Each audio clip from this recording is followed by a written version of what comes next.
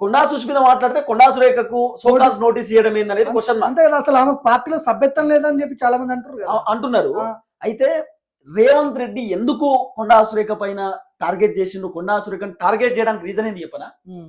Rohin Reddy versus ఇంకొక వ్యక్తికి సంబంధించిన పంచాయతీ నడిచింది, ఓఎస్డి. కొండా సురేఖ ఓఎస్డి సుమంత్ అనుకుంటా, ఆయనకు సంబంధించి 2 పంచాయతీలు నడిచినప్పుడు ఒక సిమెంట్ రివాల్వర్ పెట్టిర్రు, డబ్బులు ఏదో తీసుకుందాం అనుకున్నా, రకరకాల పంచాయతీలు గతంలో వచ్చినాయి. ఓఎస్డిని తొలగించిరు, కొండా సురేఖ ఓఎస్డి సుమంత్ ని తొలగించి ఆయన అరెస్ట్ చేయడానికి ఇంటికి వచ్చిరు పోలీసులు. ఇంటికి వచ్చినప్పుడు ఆ రోజు మీడియాలో కొండా సుష్మిత మాట్లాడింది ఏమని, రేవంత్ రెడ్డి అన్నదమ్ములు మంచిరేవుల కాడ కొన్ని భూములు దందాలు చేస్తున్నారు, కబ్జాలు పెడుతున్నారు. ఎవరు మాట్లాడారు? కొండా సురేఖ, సుష్మిత వాళ్ళ బిడ్డ మాట్లాడింది.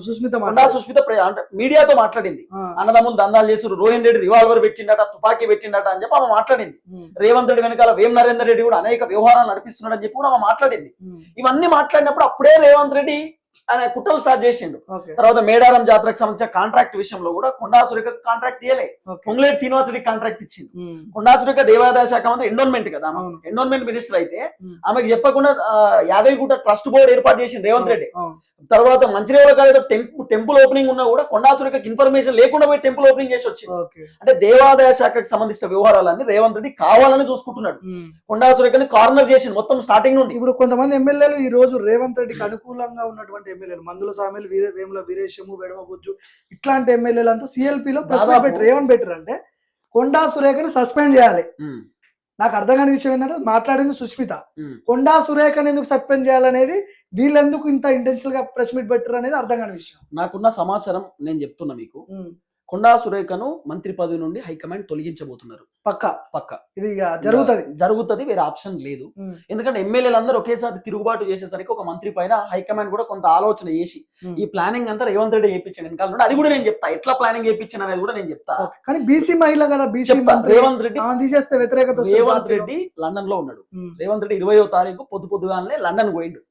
లండన్ లో 23వ తారీఖు మళ్ళీ హైదరాబాద్ కు వచ్చేస్తాడు. ఎందుకంటే అమెరికా పోవడానికి ఆయనకు అవకాశం లేదు, ఆ పర్యటనను కేంద్ర ప్రభుత్వం అనుమతించలేదు అమెరికా పోవడానికి. సో లండన్ నుండి రాబోతున్నాడు.